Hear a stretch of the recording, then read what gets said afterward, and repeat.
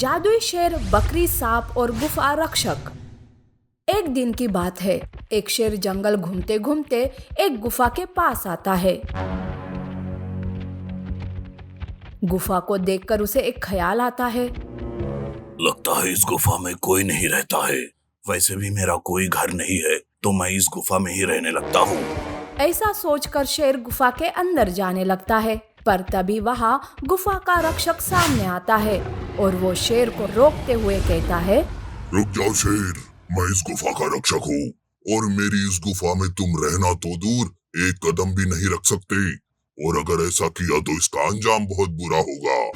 अरे तुम तो मुझे धमकाने लग गए। तुम्हारी धमकी से मैं नहीं डरने वाला। अब तो मैं भी इस गुफा में रहकर ही दिखाऊंगा। शेर भी जिद पर आ जाता है। शेर गुफा के रक्षक की बात नहीं मानता है और उन दोनों में लड़ाई शुरू हो जाती है। इस लड़ाई में गुफा का रक्षक शेर को हराकर वहां से भगा देता है। कुछ दिन बीत जाते हैं। ऐसे में एक दिन वहां एक पहाड़ी बकरी आती है। उसे पहाड़ पर रहना चढ़ना बहुत पसंद आता है। ऐसे में गुफा को देखकर वो सोचती है, अरे वाह, आज बहुत दिनों के बाद मैं पहाड़ पर चढ़ने का आनंद ले सकूंगी। ऐसा कहकर वो बकरी गुफा पर चढ़कर मस्ती करने लगती है। अपने पैर पटक पटक कर नाचने लगती है, जिस वजह से शोर होने लगता है। लेकिन उसके ऐसा करने से गुफा का रक्षक शोर से परेशान हो जाता है। तब गुफा का रक्षक बकरी को गुस्से से डांटने लगता है। अरे ओ बकरी, कितना शोर मचा रही हो, चलो भाग जाओ यहाँ से। बकरी गुफा के रक्षक से डर जाती है और वो वहां से भाग जाती है। ऐसे में एक दिन वहां एक सांप आता है। उसे भी वो गुफा बहुत पसंद आती है। इस बात से गुफा का रक्षक और वो जोर से आवाज निकालकर सांप को भी वहां से भगा देता है। लेकिन फिर एक दिन उसी गुफा में फिर से जाने का सोचकर शेर, बकरी और सांप एक जगह गुफा के सामने आते हैं। तीनों उस गुफा के सामने से देखते रहते हैं। अचानक से तीनों की नजर एक दूसरे पर पड़ती है। तीनों एक दूसरे का उदास चेहरा देखकर एक दूसरे का हाल पूछने लगते हैं। तब शेर कहता है, अरे क्या बताओ दोस्तों, वो गुफा का रक्षक है ना, उसने मुझे बहुत मारा। काश मैं उसे मार सकता। हाँ ना, अरे उस दिन तो उसने मुझ पर भी बहुत गुस्सा किया। मैं तो बेचारी डर के मारे भाग आई वहां से। ऐसा तो मेरे साथ भी हुआ है।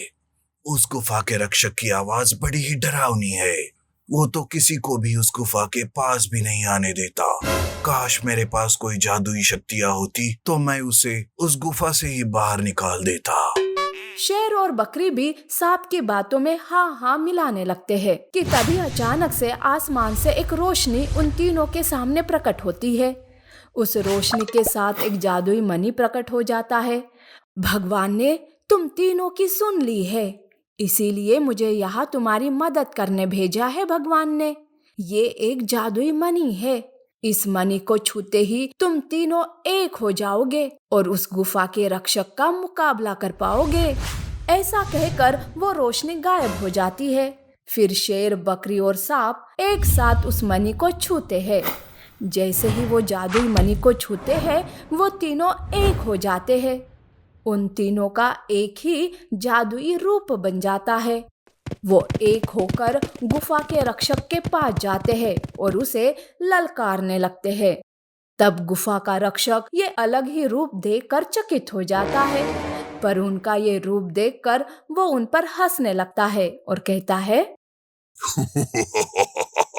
ये कैसा रूप लेकर आए हो तुम तीनों मेरे सामने? एक बार खुद को देख लो तो हंसी आ जाएगी तुम्हें खुद पर। मैंने तुम तीनों को गुफा में आने नहीं दिया, इसलिए मुझे ये रूप लेकर डराना चाहते हो क्या? पर तुम डरावने नहीं, जोकर लग रहे हो, जोकर। अच्छा, तो तुम्हें हम जोकर लग रहे हैं क्या? अभी दिखाते हैं तुम्हें कि कौन जोकर है। गुफा का रक्षक उन पर हंसने लगता है। तब जादुई शेर, बकरी और सांप गुफा के रक्षक पर हमला बोल देते हैं और उसे मार देते हैं। उस दिन से शेर, सांप और बकरी उसी गुफा में मिलजुल कर रहने लगते हैं। नीति, एकता में बल होता है। और हाँ, हमारे चैनल को सब्सक्राइब करें, लाइक करें, कमेंट करें और अपने दोस्तों के साथ शेयर जरूर करें। Thank you for watching.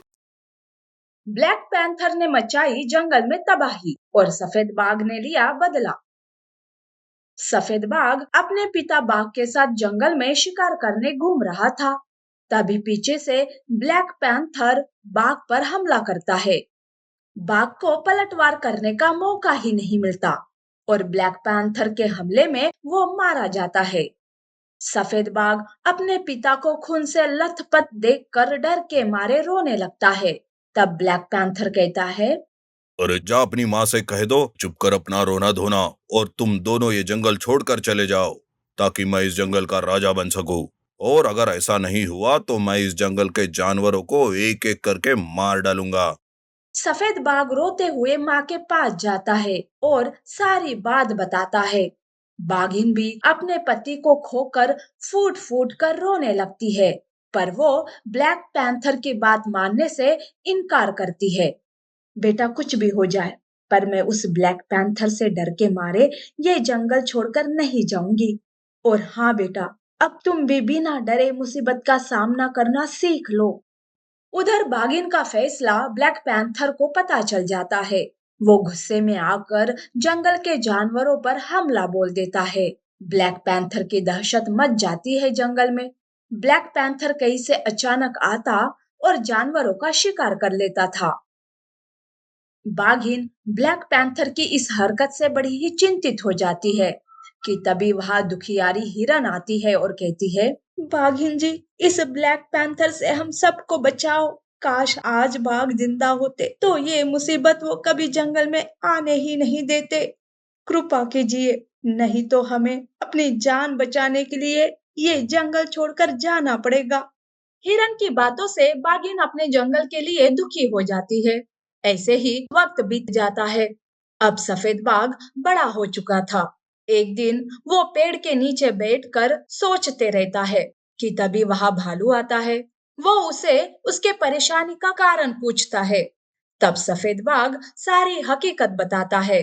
तब भालू कहता है, अरे इस तरह चिंता करने से कुछ नहीं होगा। मैं हूं ना, मैं तुम्हें लड़ाई के सारे पैतरे सिखा दूंगा। सफेद बाघ को भालू लड़ाई के सारे पैतरे सिखाता है। अब सफेद बाघ मुसीबत का सामना करने के लिए तैयार हो गया था। तभी एक दिन बाघिन अपने बेटे सफेद बाघ से कहती है, बेटा, मैं इस जंगल को खोना नहीं चाहती। तुम्हारे पिता ने बड़े ही प्यार से सबको इस जंगल में आसरा दिया था। बेटा, तुम्हारे पिता के दोस्त बब्बर शेर से मिलने जा रही हूँ मैं। अब वही हमें इस मुसीबत से बचाएंगे।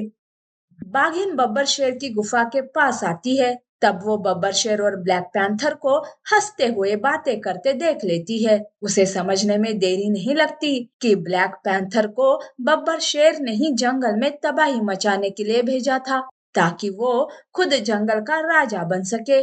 बाघिन गुस्से से उन दोनों के सामने आती है। तब बब्बर शेर कहता है, आओ बागिन आओ, लगता है तुम्हें सब पता चल गया है। चलो अब तुम भी मेरे दोस्त के पास जाने के लिए तैयार हो जाओ। ब्लैक पैंथर देख क्या रहे हो, मारो इस बागिन को। ब्लैक पैंथर बाघिन पर हमला करने जाता है, पर तभी सफेद बाघ बीच में आता है और बाघिन की जान बचा लेता है।